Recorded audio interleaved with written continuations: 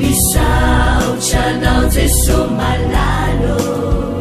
tratrizao fotona mamizao ianaranay antongotrao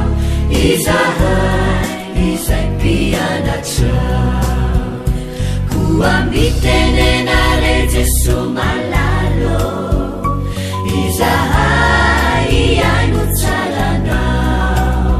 ka iroteny avy aminao itoetrabetsakao amponaya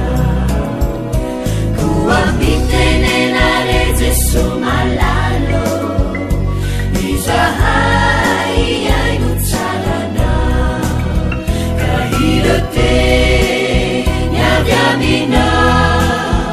itoetrabetsakao amponaya iroteny avy aminao itoetrabetsakao amponaya.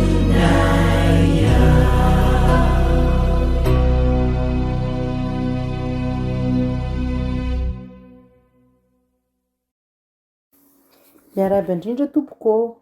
faly miona aminao amin'ny alalan'ity fianarana ny ten'Andriamanitra ity indray androany andesika iara ivavaka ety am-piandohana midera sy mankalaza anao ary miakoka eo anatrehanao zay ry Andriamanitra mpanao ny lanitra sy ny tany nefa rainay amin'ny alalan'i Jesosy mankasitraka ny amin'ny fitantananao sy ny hatsaranao rehetra na amin'ny fiainanay ara-nofo izany na eo amin'ny fahasalamana ny amin'ny fidiram-bola ny amin'ny fianarana sy ny asa ary indrindra ny ataonao amin'ny fiainanay ara-panahy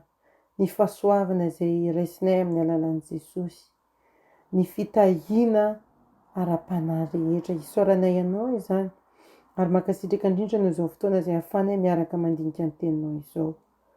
tahaka ny Samuela dia miantso anao izay hiteny aty amponay satria vononay elo izay mpanomponao tononona ny vavaka amin'ny anaran'i Jesosy irery any amen. Lohatenintsika androany dia hoe lapa fiankofana tsy salasalana fa natao toy ny lapa ny tabernakely volamena sy lamba tsara tarehy no nandrafitra azy ary voakaly tamin'ny tsipiriha ny zavatra rehetra indrindra fa tao amin'ireo hefitra roa ny fitoerana masina ny hefitra masina sy ny hefitra masina indrindra ahitana fanaovanjiro volamena sy alitara fandorana didika azomanitra voapetaka volamena ary latabatra voapetaka volamena misy mofo aseho ny hefitra masina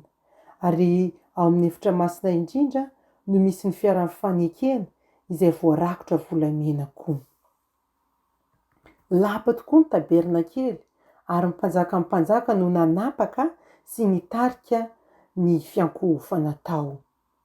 nanoratra toy izao ilay mpanoratra kristianina Ellen White ny fitoerana masina fohy be ny toerana hita maso iankofana amin'ny Jehovah natako ny tranolay sy ilay efitra lamba lehibe nanasaraka azy tamin'ny efitra masina aza ny efitra masina indrindra dia hita ny vahoaka ihany ny voninahitr'Andriamanitra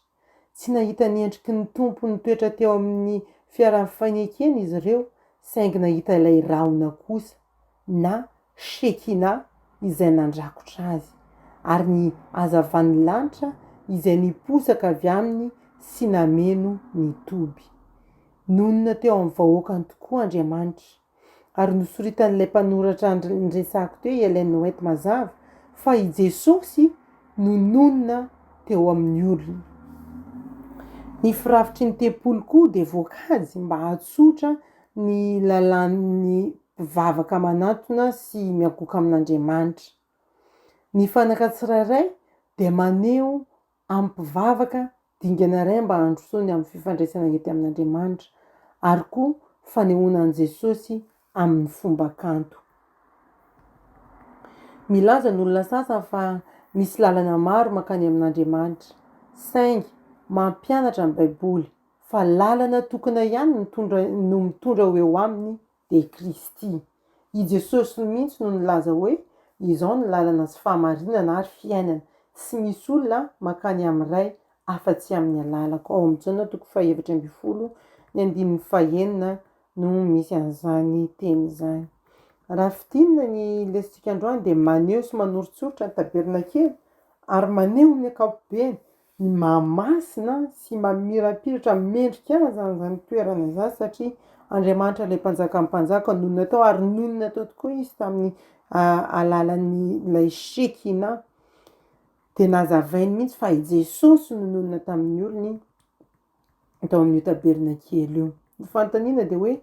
midika inona ny hoe nataona mirapiratra hatreny ivelan'ny fitoerana masina ho hitan'olona rehetra ny voninatr'Andriamanitra. Inona ny ambaran'izany mikasika ny toetran'Andriamanitra sy ny faniriany.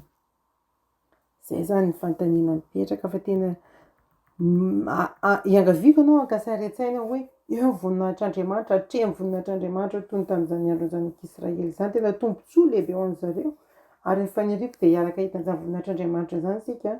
any amin'ilay lanitra vaovao izay nampanantenany ho antsika. Andeha hiaraka hivavaka antsika mialohan'ny hisarana. Misaotra noho ny fianarana izay nomenao anay androany Andriamanitra ary amin'ny alalan'i Jesosy dia mangataka izay mba ho voafela heloko, mangataka izahay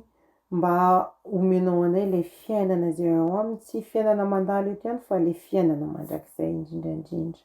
Ampiandra izay amin'ny manaraka ahafahanay manohy fianarana sy ahafahanay mahita ny hatsaran'izany voninahitra izany ary teo amin'ny fomba manokana izao mpiaino izao sy ny fianakaviana. Raha misy olana dia meteza ianao amaha izany ary ampahitao fifaliana izy amin'ny fiarahana aminao. Tononona ny vavaka amin'ny alalan'i Jesosy irery ihany. Amen. Dia mirary soa indrindra ho antsika tsirairay avy ary mametraka ny mandram-piona ho amin'ny manaraka indray veloma tompoko.